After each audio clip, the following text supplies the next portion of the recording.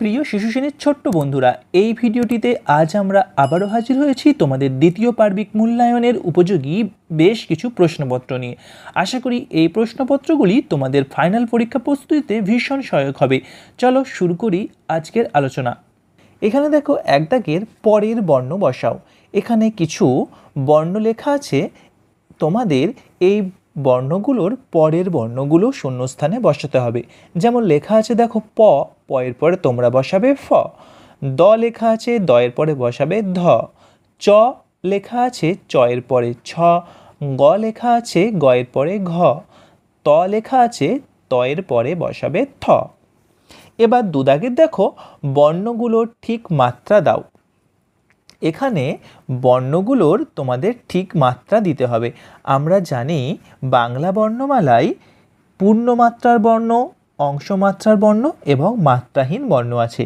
তোমাদের সুবিধার্থে আমি এখানে পূর্ণমাত্রার বর্ণ, অংশমাত্রার বর্ণ এবং মাত্রাহীন বর্ণগুলো স্ক্রিনে দিয়ে দিলাম। তোমরা এটা দেখে দেখে এই উত্তরটা নিজেরা করে নেবে এবং এটা প্র্যাকটিস করবে যাতে পরীক্ষার সময় তোমরা সঠিকভাবে উত্তরগুলো লিখে আসতে পারো। এবার আসছি পরবর্তী প্রশ্নে। 3 দাগের দেখো পরের সংখ্যা বসাও। এখানে যে সংখ্যাগুলো লেখা আছে তোমাদের তার পরের সংখ্যাগুলো সঠিকভাবে বসাতে হবে। 8 লেখা আছে, 8-এর পরে বসাবে 9। 6 লেখা আছে, 6-এর পর বসাবে 7। 1 লেখা আছে, 1-এর পর 2। 3 লেখা আছে, 3-এর পর 4।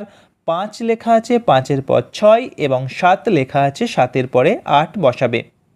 4 দাগের দেখো বড়তে টিক চিহ্ন ও ছোটতে ক্রস চিহ্ন দাও। এখানে দেখো পাশাপাশি দুটো সংখ্যা লেখা আছে, সেই সংখ্যা দুটোর মধ্যে যেটা বড় তার মাথায় টিক চিহ্ন দেবে আর যেটা ছোট তার মাথায় ক্রস চিহ্ন বা কাটা চিহ্ন দেবে। যেমন 6 আর 4, আমরা জানি 4-এর থেকে 6 বড়, তাহলে 6-এর মাথায় টিক চিহ্ন এবং 4-এর মাথায় কাটা চিহ্ন দেবে। তারপরে আছে দেখো 8 আর 9, তোমরা নিশ্চয় জানো 8-এর থেকে 9 বড়, তাহলে 9-এর মাথায় টিক চিহ্ন, 8-এর মাথায় কাটা চিহ্ন দেবে। তারপরেরটা দেখো 4 আর 3, তাহলে 4 বড়, 4-এর উপর টিক চিহ্ন, 3-এর উপর কাটা চিহ্ন দেবে। 6 বড় না 7 বড়, তোমরা নিশ্চয় জানো 7 বড়, তাহলে 7-এর উপর টিক চিহ্ন, 6-এর উপর কাটা চিহ্ন দেবে। পরেরটা দেখো 5 আর 4, তোমরা জানো কে বড়, 5 না 4? হ্যাঁ নিশ্চয়ই জানো 5 বড়, তাহলে 5-এর উপর টিক চিহ্ন এবং 4-এর উপর কাটা চিহ্ন দেবে। এবং শেষেরটা দেখো 1 আর 2, তোমরা নিশ্চয়ই জানো 1-এর থেকে 2 বড়, তাহলে 2-এর উপর টিক চিহ্ন, 1-এর উপর ক্রস চিহ্ন দেবে। এবার আসছি পরবর্তী প্রশ্নে। বলছে দেখো পরের প্রশ্নগুলো বলছে দুদল এলোমেলো বর্ণগুলি পাশাপাশি সাজিয়ে লেখো। এখানে দেখো দুটো দলে কিছু বর্ণ বিভক্ত করা আছে, একদিকে দ, প, অ, ক আর ব, আর একদিকে খ, ধ, আ, ফ আর ভ। এখন তোমাদের এদিক থেকে একটা বর্ণ নিয়ে আর বাম দিক থেকে একটা বর্ণ আর ডান দিক থেকে একটা বর্ণ নিয়ে পরপর সাজাতে হবে। নিচের যে ছকগুলো করা আছে, খোপগুলো করা আছে, তার উপর লিখতে হবে। যেমন প্রথম থেকে যদি দ নাও, বাম দিকের ঘর থেকে দ নিলে তার পাশের ঘর থেকে নেবে ধ, তাহলে দ ধ। তারপরেরটা দেখো প যদি এদিক থেকে নাও তাহলে পরের বর্ণ ফ, ডান দিক থেকে ফ নেবে প ফ। সেরকম বাম দিক থেকে অ নিলে ডান দিক থেকে নেবে আ, বাম দিক থেকে ক নিলে ডান দিক থেকে নেবে খ, আর বাম দিক থেকে ব নিয়ে ডান দিক থেকে নেবে ভ। এবার আসছি পরবর্তী প্রশ্নে। পাশাপাশি দুটি ঝুড়ি থেকে বর্ণ নিয়ে শব্দ গড়ো। পাশাপাশি দুটি ঝুড়িতে কিছু বর্ণ লেখা আছে। দেখো তোমাদের এখন 1 নাম্বার ঝুড়ি থেকে একটা বর্ণ, 2 নাম্বার ঝুড়ি থেকে একটা বর্ণ নিয়ে সঠিকভাবে অর্থপূর্ণ শব্দ গড়তে হবে। যেমন দেখো প্রথম ঝুড়ি থেকে ব নিয়ে আর দ্বিতীয় ঝুড়ি থেকে যদি র নিই তাহলে হবে বর, একটা শব্দ হয়ে গেল। সেরকম দেখো প্রথম ঝুড়ি থেকে ম নিয়ে দ্বিতীয় ঝুড়ি থেকে যদি গ নিই তাহলে হয়ে যায় মগ।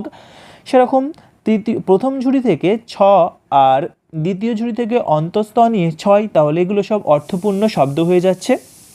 সেরকমই প্রথম ঝুড়ি থেকে দ আর দ্বিতীয় ঝুড়ি থেকে হস্রই নিয়ে দই, প্রথম ঝুড়ি থেকে ফ আর দ্বিতীয় ঝুড়ি থেকে ল নিয়ে ফল, আর শেষে দেখো প্রথম ঝুড়ি থেকে চ আর দ্বিতীয় ঝুড়ি থেকে ক নিয়ে চক। এগুলো অর্থপূর্ণ শব্দ হয়ে গেল, এগুলি খুবই সোজা, একটু বুদ্ধি করে করলে তোমরা নিশ্চয়ই পারবে। বন্ধুরা, এই ছিল আমাদের আজকের আলোচনা। ভিডিওটি যদি তোমাদের ভালো লেগে থাকে বা তোমরা এই ভিডিও থেকে একটু উপকৃত হও, তাহলে অবশ্যই ভিডিওটিতে একটি লাইক করে আমাদের উৎসাহিত করো। আর তোমরা তোমাদের বন্ধুদের অবশ্যই এই ভিডিওগুলি শেয়ার করতে থাকো, কারণ তাদেরও এই ভিডিওগুলি দেখে বেশ উপকার হবে। আর বন্ধু, তুমি যদি আমাদের চ্যানেলে প্রথমবার এসে থাকো, তাহলে প্লিজ আমাদের চ্যানেলটি সাবস্ক্রাইব করে আমাদের পাশে থেকো। বন্ধুরা, তোমরা যদি এই প্রশ্নপত্রটি পিডিএফ আকারে পেতে চাও, তাহলে এই ভিডিওর ডেসক্রিপশনে দেওয়া লিঙ্কে ক্লিক করে সরাসরি যুক্ত হও আমাদের টেলিগ্রাম চ্যানেলে। আমাদের টেলিগ্রাম চ্যানেলে এই প্রশ্নপত্রটির পিডিএফ ফাইল আপলোড করে দেওয়া হবে। ধন্যবাদ।